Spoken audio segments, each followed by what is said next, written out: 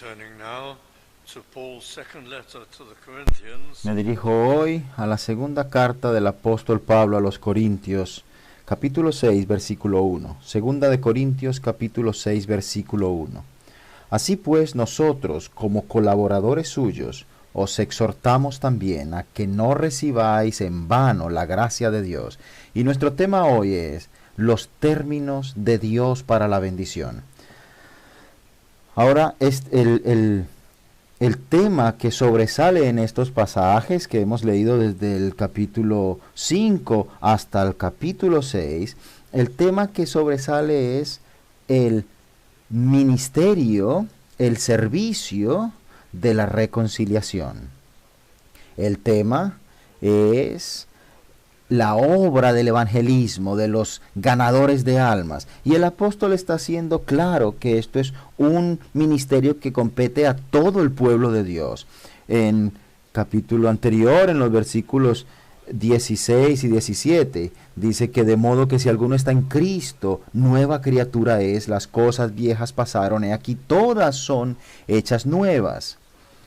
Y todo esto proviene de Dios, quien nos reconcilió, versículo 18, que nos reconcilió consigo mismo por Cristo. Y esto lo hace muy claro que todos, el tema es la reconciliación a través de Cristo, el ministerio de la reconciliación, la obra de reconciliar con Cristo a las almas que se acercan al Salvador. Ese es entonces el tema que sobresale aquí.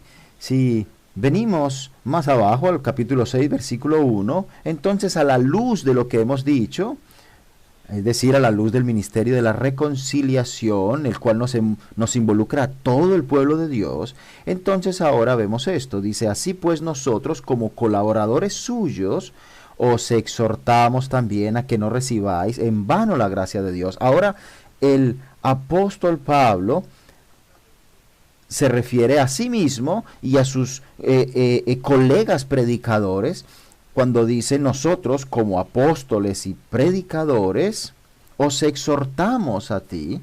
Nosotros los que estamos en este ministerio les exhortamos a ustedes que no reciban en vano la gracia de Dios. Nosotros, como ya sabemos que el tema principal es el ministerio de la reconciliación, nosotros podríamos pensar que el apóstol lo que está diciendo es no reciban la salvación en vano, no reciban la salvación en ese sentido, en vano,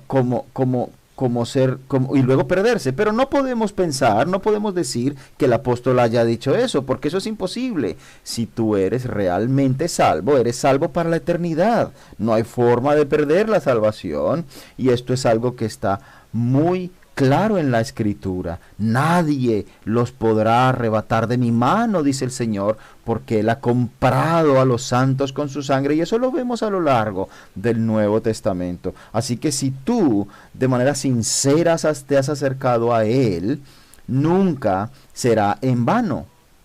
Aunque hayan momentos de dificultad o de caída, el Señor por cualquier medio en su soberanía te traerá de nuevo. Así que el contexto en este texto, en este texto que vemos aquí, el contexto es la predicación evangelística, el ministerio de la reconciliación. Y esto aplica no solo a los corintios, sino a todos los cristianos, que no recibamos la gracia de Dios en vano. Lo que quiere decir aquí es que no seamos infructuosos. Nosotros somos salvos eternamente, pero qué tristeza y qué tragedia, qué cosa tan ingrata delante del Señor, que gran parte de nuestra vida sea infructuosa, sea sin preocupación acerca de otras almas. No recibir la gracia de Dios en vano es en el contexto de ser infructuosos. Y esto está claro porque inmediatamente el apóstol Pablo cita del capítulo 49 de Isaías, cita en el versículo 2, capítulo 6, segunda de Corintios 6, 2, porque dice, en tiempo aceptable te he oído, y en día de salvación te he socorrido. Y La aplicación del apóstol Pablo que hace en este texto es: he aquí ahora el tiempo aceptable, he aquí ahora el día de salvación. Ahora me gustaría que fuésemos juntos atrás a Isaías capítulo 49 por un momento, porque esto nos va a aclarar grandemente lo que se nos dice aquí en la segunda carta de los Corintios. Vamos a leer entonces en Isaías 49, versículo 8. Isaías 49, versículo 8, se nos habla acerca de la era de la iglesia. Así dijo Jehová: en tiempo aceptable te oí, en el día de salvación te ayudé y te guardé, y te daré por pacto al pueblo para que restaures la tierra, para que heredes asoladas heredades, para que digas a los presos: salid, o sea, las almas, salid, y a los que están en tinieblas, mostraos. El Evangelio, la era del Evangelio, sería un tiempo de liberación para la gente de la cautividad, de la oscuridad espiritual. En los caminos serán apacentados, y en todas las alturas tendrán sus pastos. No tendrán hambre, ni sed, ni el calor, ni el sol los afligirá, porque el que tiene de ellos misericordia los guiará, y los conducirá a manantiales de aguas. Y continúa hablando de esto, de cómo los traería del norte, del oriente, del occidente y de todas partes. La profecía de Isaías es acerca del día de las multitudes que vendrían y de los ganadores de almas, es decir, está hablando de la era del Evangelio, de la era de Cristo, por decirlo así. Así que el apóstol lo que nos está diciendo es: no sean salvos en vano. Dios te ha levantado y te ha traído a esta era del Evangelio y te ha guiado de manera poderosa, te ha rescatado. Ahora debes entender que este es el día de salvación, esta es la época, la era, la etapa del Evangelio, cuando multitudes son atraídos al reino de Cristo. Así que todo el tema es este: no seas salvo en vano. Tú has sido salvo en la era del Evangelio, ahora participa tú de la era del Evangelio, atrayendo a otros. ¿Acaso no entiendes? Esta es la era, la etapa del Evangelio, donde todos pueden ser atraídos por la red del Evangelio al reino de Dios. La misión de los ganadores de las almas es ahora. Y es en ese contexto que se nos dice: no recibáis en vano la gracia de Dios. No seas infructuoso. No seas una persona despreocupada por la obra del Señor. Y ese es el punto que se nos resalta aquí, como el apóstol urge a que cada cristiano esté envuelto de alguna manera en la obra de la testificación y de ganar almas. Ahora, hay algunas condiciones y empiezan en el comienzo del versículo 3, y son las condiciones para la bendición de Dios. Así que en segundo punto tendremos que una vida consistente es algo vital. No damos a nadie ninguna ocasión de tropiezo. No somos una piedra de tropiezo de ninguna manera para los inconversos, para los incrédulos, para que nuestro ministerio no sea vituperado. Esto no significa que aplica únicamente a los predicadores o pastores, en ese sentido, sino que no seas tropiezo para el ministerio de la reconciliación, no seas tropiezo de alguna manera para que el evangelismo sea señalado por tu conducta. La primera condición para la bendición es: ten cuidado. Nunca traigas vergüenza al evangelio. Y esa es la expresión aquí. Por eso dice claramente: para que nuestro ministerio no sea vituperado. Y la palabra griega, que es traducida aquí como vituperado, se presenta únicamente en dos ocasiones en todo el Nuevo Testamento. y las dos están aquí en 2 de Corintios. La segunda vez están en capítulo 8. Vituperado. La palabra griega original solo está 2 veces en el Nuevo Testamento. Y el término es extraído de un griego clásico que significa algo como esto. Es decir, que el ministerio de la reconciliación no sea burlado, menospreciado. Es lo que quiere decir aquí vituperado. Que no sea señalado. Y está bien traducido al decir vituperado, pero lo que quiere decir es que no sea motivo de burla, que no se convierta en un burlesco por tu causa. Y a veces incluso hay predicadores que cometen grandes ofensas. Y tú lees acerca de esto de vez en cuando. Terribles cosas. Hay predicadores que han caído en adulterio. O que han estado acosando incluso niños. Y esto trae una deshonra enorme a la predicación del Evangelio. Y claro, eso hace que en lugar de ganar almas traigan burla al Evangelio. Bueno, y también esto aplica a las personas que siendo salvas, que siendo creyentes, son inconsistentes quizás en su trabajo. Dios no puede usar a una persona así. Y quizás las personas que están asociadas, que están cercanas a esa persona, sufren estas consecuencias. Por eso dice el versículo 3, no damos a nadie ninguna ocasión de tropiezo. Tropiezo, el griego lo que quiere decir es no seas una piedra que estorba, para que nuestro ministerio no sea burlado, no sea causa de burla o vituperado, como dice aquí. Algunas personas, como cristianos, siendo cristianos, se comportan de una manera deshonesta o muy brusca, son desconsiderados, son poco amables. Y el Evangelio sufre por eso, el mensaje evangélico sufre por eso. Algunas personas incluso hacen declaraciones torpes y vemos como personas carismáticas incluso dicen, no, la pandemia fue enviada por este particular pecado o por aquel particular pecado.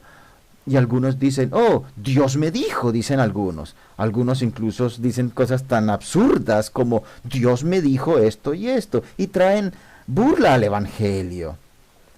Nosotros desde luego no vamos a proseguir en ese sentido, pero lo que quiero resaltar es que una vida consistente es algo vital. Y el versículo 4 nos dice más. Versículo 4 nos lleva al tercer punto. Antes bien, nos recomendamos, ¿qué quiere decir aquí el texto? En el versículo, es decir, nuestro comportamiento, aún en medio de la tribulación. Y esto es vital, ¿por qué? Porque la gente lo nota. La gente ve cómo nosotros nos comportamos en medio de la tribulación, de la dificultad, bajo presión. Esto se nota y es algo tremendamente importante en nuestro testimonio como cristianos. Antes bien, nos recomendamos en todo como nosotros mismos, es decir, nos comportamos, ese recomendamos es comportamos como ministros de Dios. Y el apóstol Pablo no solo está hablando de predicadores, sino de todos los cristianos, los creyentes. Nos recomendamos en todo como ministros de Dios y nos da 9 factores, 9 puntos. Dice en mucha paciencia, en tribulación. Y primero que todo, él menciona la paciencia, aquí en el versículo 4. Y probablemente lo que él quiere, lo que él pretende al nombrarlo en separación aquí como un punto aparte, es que nosotros nos demos cuenta de lo que quiere, de lo que afecta el carácter cristiano. La paciencia es la palabra que debe ser seguida en este punto. La paciencia es la que nos aleja del desespero que nos guía a reaccionar de forma errónea. O cuando nosotros actuamos con resentimiento o con amargura. Eso se nota, la gente lo nota. La gente ve esto y esto desacredita el Evangelio. Pero Dios, además, Dios está mirando. Y Él entonces lo que hace es que quita de nosotros el fruto que podemos dar. Y también dice aquí la escritura que la paciencia también nos da una connotación importante, es no autocompasión, sino que nosotros llevamos las cosas conforme el Señor nos lleva. Y también vemos entonces que se nos habla de aflicciones, tribulaciones, dice aquí, necesidades y angustias. Aflicciones, tribulaciones, necesidades y angustias. Brevemente, permítanme mencionar que las atribulaciones pueden incluso incluir el rechazo que otros tienen por nosotros como cristianos, es decir, una hostilidad porque tú no puedes seguirles a ellos en algún comportamiento o en alguna situación que ellos están practicando, pues esto trae hostilidad. Quizás eso puede ser lo que se menciona aquí como tribulación. Necesidades. Bueno, problemas que surgen, claro, pueden ocurrir en nuestras vidas. Y también se nos habla claramente de esto en el texto, problemas que surgen y que traen necesidades. Y también se nos mencionan angustias. Esto es la traducción de una palabra griega que significa aprietos, que significa estrecheces, como las personas a tu alrededor te presionan. Angustias es un término en castellano que es tomado de una palabra griega que significa eso, estrecheces, la presión que te puede traer ciertas circunstancias. Así que nosotros lo que hacemos es acercarnos al Señor en oración y confiar en su provisión. Y ahí donde dice el texto, antes bien nos recomendamos en todo, es decir, nos comportamos en todo como ministros de Dios, en mucha paciencia, en tribulaciones, necesidades y angustias. Y en el versículo 5 leemos otros aspectos, en azotes, en cárceles, en tumultos. Y ellos son bastante similares a los mencionados anteriormente, pero hace un énfasis especial a la persecución, a las severas persecuciones tales como el apóstol Pablo tuvo que sufrir y muchos cristianos de vez en cuando a lo largo de la historia han tenido que soportar. Azotes, el apóstol fue 5 veces azotado 39 veces, o sea, 39 azotes 5 veces. Muchas veces el apóstol Pablo se vio en situaciones terribles, en cárceles, muchas veces. El apóstol Pablo estuvo muchas veces en prisión por causa de la fe.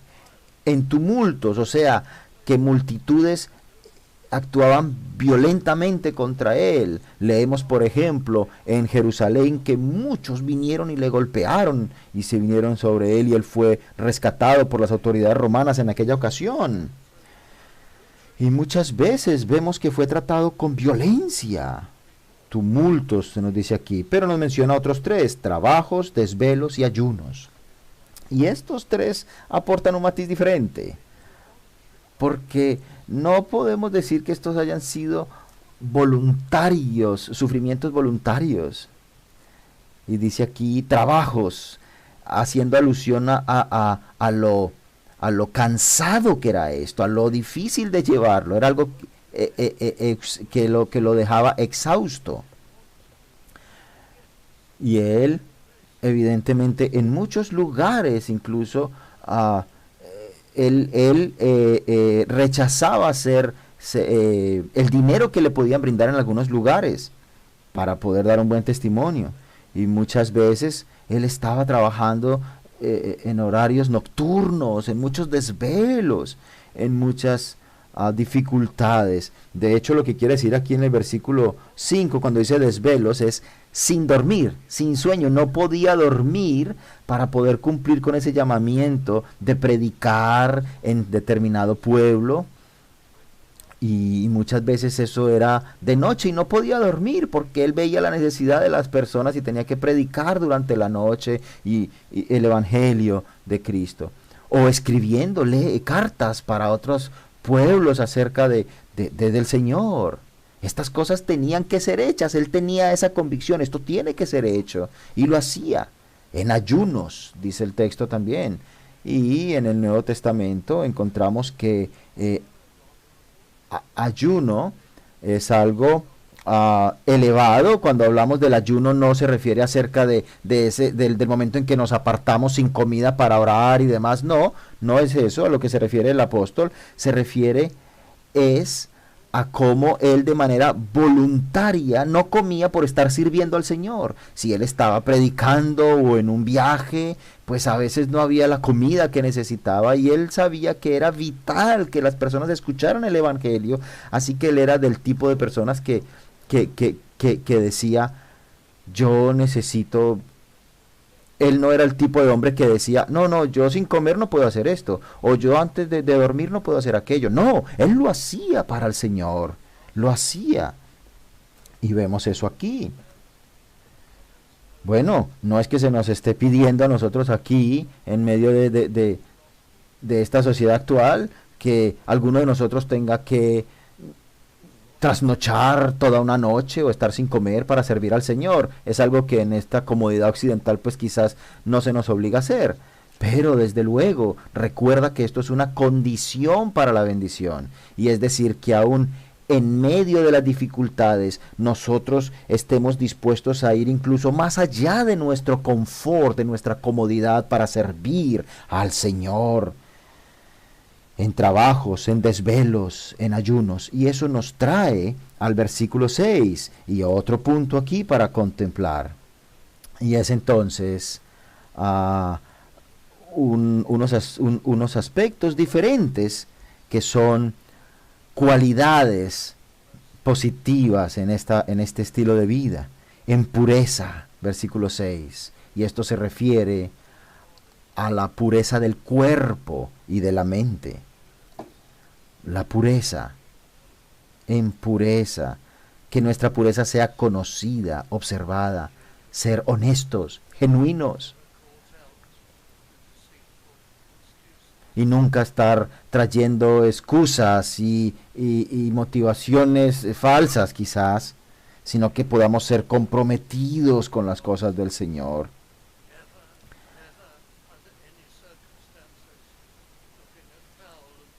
Que nunca nosotros, bajo ninguna circunstancia, nos veamos expuestos a imágenes impuras, porque esto es prohibido por la palabra de Dios.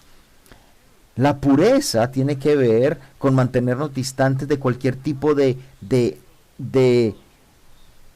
indulgencia y de inmoralidad sexual o de algún tipo de cosas de estas.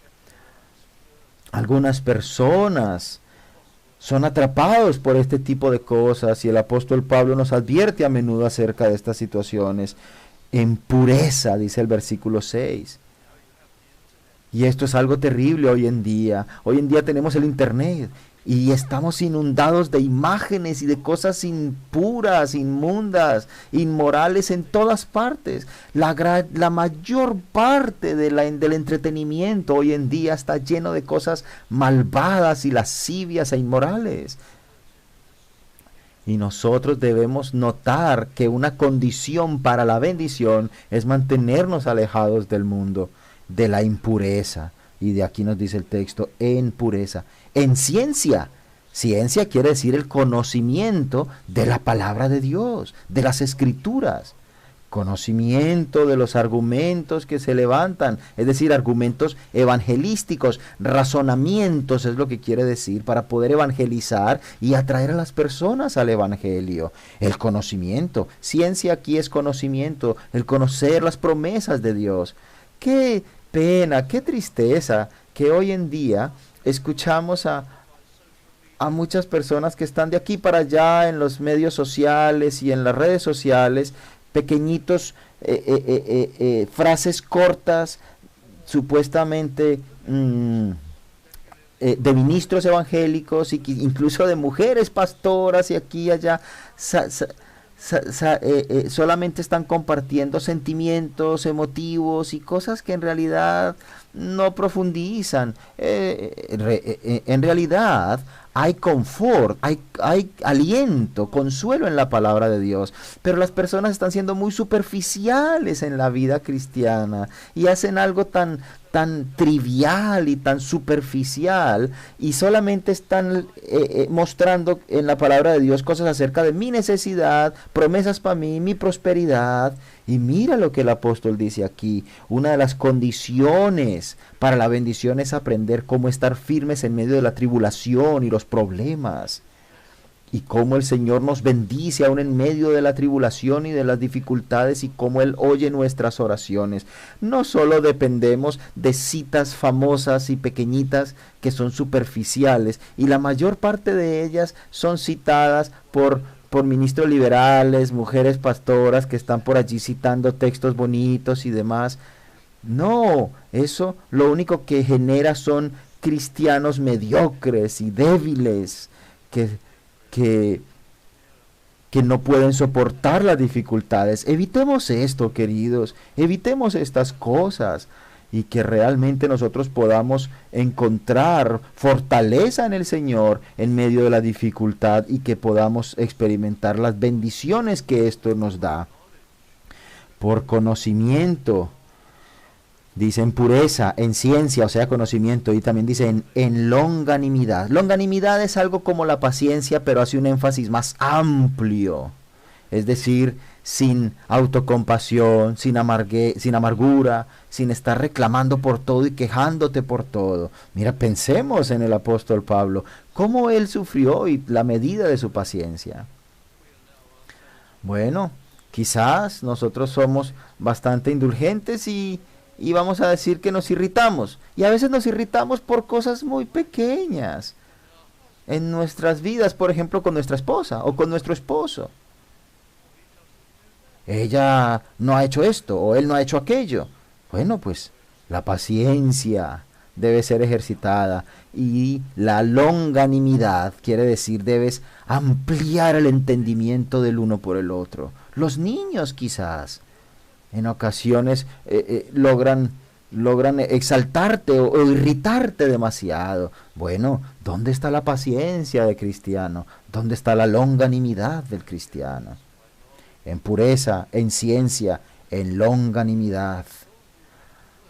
Hay personas que se ven obligados a trabajar en circunstancias bastante difíciles, y a veces alrededor están escuchando cosas inmorales o cosas sucias, y esto es difícil de soportar.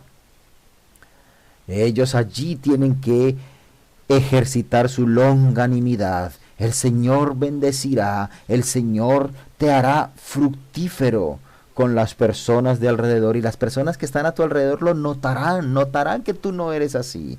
Pureza, ciencia, longanimidad en toda circunstancia. En bondad, qué tremenda palabra, bondad.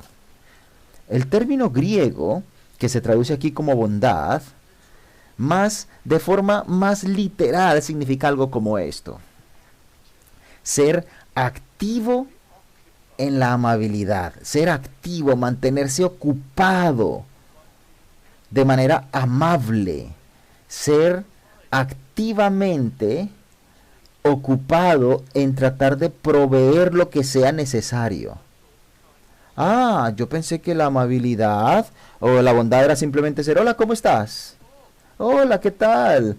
Ah, tengo este problema. Ay, pobrecito. Entonces eso es ser amable, ¿no? Eso es ser bondadoso. No, la amabilidad que se nos describe aquí, la bondad que se describe aquí es: tú debes hacer algo al respecto, ayudar, proveer si puedes hacerlo, asistir al otro. Notar cuando otra persona está bajo presión y sufriendo, y acercarte y ayudar. Eso es lo que significa aquí bondad. La palabra griega es más fuerte que simplemente bondad, es decir, ser un instrumento de bendición para otros, una persona amable, es decir, en bondad, una persona que es fiable y que ayuda, que soporta a otros, que provee para otros si puede hacer tal cosa. Eso es lo que la bondad aquí quiere decir en griego, es como amabilidad activa. Y entonces prosigue el texto y dice, en el Santo Espíritu. Y esa es la quinta en esta lista. Por el Santo Espíritu, el Espíritu Santo. Si alguien pregunta, ¿por qué está esto de quinto lugar en esta lista? Después de la pureza, de la ciencia, de la longanimidad, de la bondad, ¿por qué en quinto lugar el Santo Espíritu? Pablo, ¿acaso no tenías que haber puesto esto en primer lugar? No, pero Pablo lo pone aquí en el quinto lugar.